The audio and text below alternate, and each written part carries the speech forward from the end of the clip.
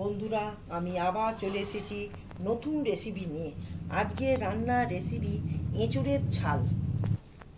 প্রথমে এঁচোড়টা আর আলু ভালো করে সেদ্ধ করে নিতে হবে।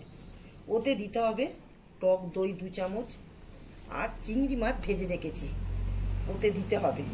ডিম একটা ঝুরঝুরি করে ভেজে ওতে দিয়ে দিয়েছি।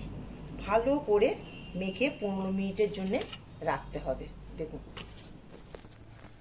বন্ধুরা, প্রথমে কড়াতে আমি তেল দিলাম, সর্ষের তেল।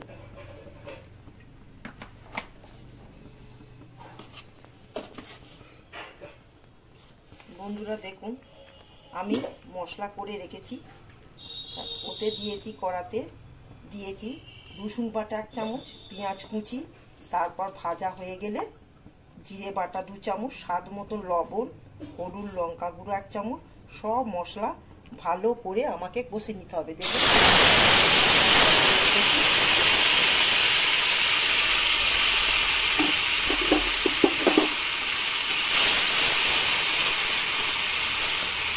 নিয়ে এটা চিংড়ি মাছ, আলু আর এঁচোড় দিয়ে দিলাম।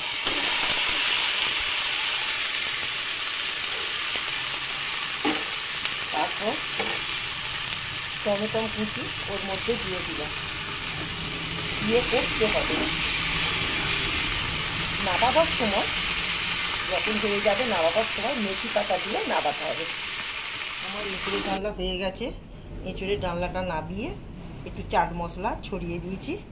বন্ধুরা, ভিডিওটি ভালো লাগলে লাইক, শেয়ার, সাবস্ক্রাইব করবেন। টাটা।